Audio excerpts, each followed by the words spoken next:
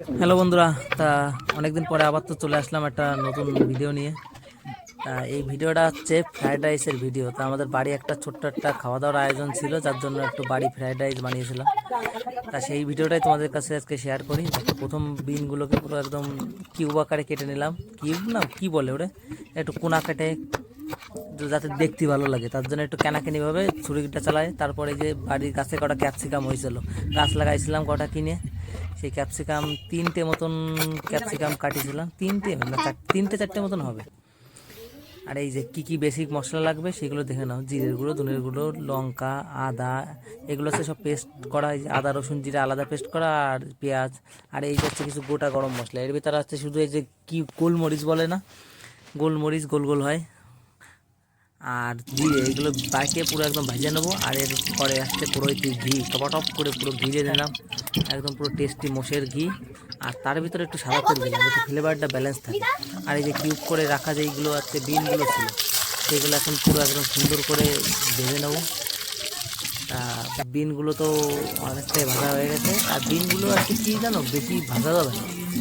তারপরে এই যে ড্রাই ফ্রুট ছিল কিছু, আর এই যে মটরশুঁটিগুলো হালকা হালকা করে ভাজতে হবে, বেশি ভাজা যাবে না। বেশি বেশি গলে গেলে কিন্তু ভালো লাগবে না। আর ক্যাপসিকাম কিন্তু তাড়াতাড়ি হয়ে যায়, ওই জন্য একসাথে ভাজলাম না, পরপর সব কিছু আমরা আলাদা করে ভাজে তারপরে একসাথে করবো। বিন আর গাজর আসতে সবচেয়ে গলতে টাইম লাগে, এই জন্য গাজর আলাদাভাবে পুরো একদম আস্তে আস্তে স্লো মিডিয়াম না আছে আস্তে আস্তে ভাজতে হবে।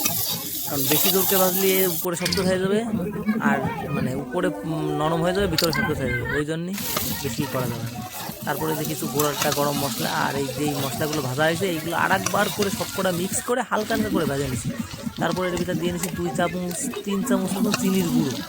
আর চিনির গুঁড়ো দিলে হালকা হালকা ওই যে ফ্রাইড রাইসে একটু মিষ্টি মিষ্টি ভাব থাকে, সেই ভাবের জন্য একটা ফ্রাইড রাইসে একটু চিনি দিলাম। আমরাও প্রথমবার বানাচ্ছি, কীরকম হবে কি জানি না, কিন্তু দিলাম।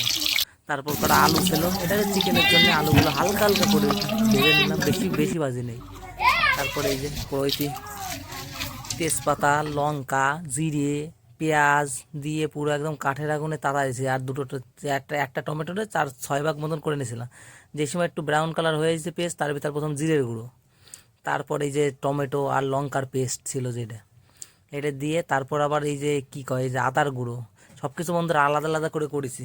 তাই আগের দিন একটা ভিডিও দেখছিলাম, তা বলেছি আলাদা আলাদা করে দিলি বলে টেস্ট বাড়ে, আলাদা আলাদা কষালি। তারপরে এই যে পরিমাণ মতন যে মশলাগুলো দিতে হবে, যেরকম লবণ, হলুদ, যে যেরকম খায় লবণ সেরকম। আর তারপরে এই যে খাঁটি কাঁচা দুধ, কাঁচা দুধ না দিলে বন্ধুরা কালারও আসবে না সেরকম, আর টেস্টও আসবে না। তো অনেকে দেয় না, আমাকে বাড়ি ছেলেও, তাই জন্য দিয়ে দিলাম। এবার এটা হালকা একটু আদা রসুনের পেস্ট দিয়ে মালটারে পুরো একদম সয়া সস বন্ধুরা কিনেছিলাম একটা অন্য কারণের জন্য, চিলি চিকেনের জন্য, সে তো করা হয় নাই কোনো দিন। সয়া সস, তারপরে যে red chilli sauce, green chilli sauce, সেইগুলো ছিল, সেইগুলো ভাবলাম একটু দিয়ে দিই কীরকম হয়। তারপর আবার মাংসগুলো পুরো একদম দিয়ে পুরো সেই কষাইছি, পুরো একদম মাংস কষানিতেই অর্ধেক সেদ্ধ হয়ে গেছে। আর কাঠের আগুন তো। আর এই পাশে দাও জলের ভিতর দুটো এলাচ, লবঙ্গ, একটু চিনি, একটু লবণ, দুটো তেজপাতা, এইসব দিয়ে জল গরম করে একটু ঘি, এগুলো কিন্তু মোষের ঘি। আর এইদিকে তো আমাদের মাংস তৈরি হয়ে গেছে। মাংসতে কষানির পরে হালকা একটু ঝোল দিছি, ঝোল দেওয়ার পরে এবার আবার জাল দিতে হবে, তাহলে মাংসটা পুরো একদম জবরদস্ত তৈরি হয়। এই যে মাংস তো তৈরি হয়ে গেছে, তার সমস্ত ভিডিও দেখাতে গেলে অনেক বেশি দেরি হয়ে যাবে, আর তোমাকে দ্বারা অত টাইম নেই, তোমরা ভিডিও দাও না বেশি, সেই জন্যই একটু ছোটো ছোটো করে দেখাচ্ছি, কাটে কুটে। আর আমরা হচ্ছে ফ্রাইড রাইসের সাথে খাবো, তা এটা মাংসটা একটু বেশি গলে গেছে। গুঁড়ো গাড়া খাবে তো, কারণ যারা পড়তে আসতো তাদের জন্য আজকে এই মাংসটা রান্না হচ্ছিলো শিক্ষক দিবস উপলক্ষে।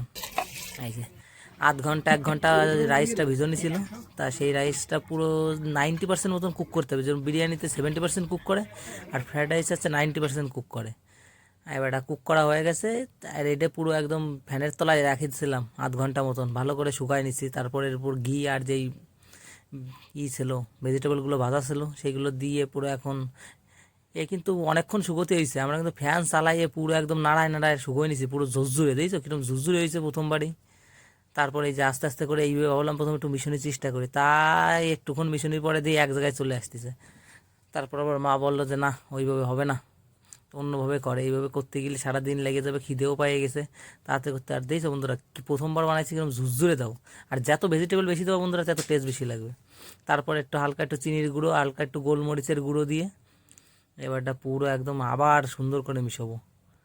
জাদু কিন্তু ওই মশলা ভাজাভাজিতে,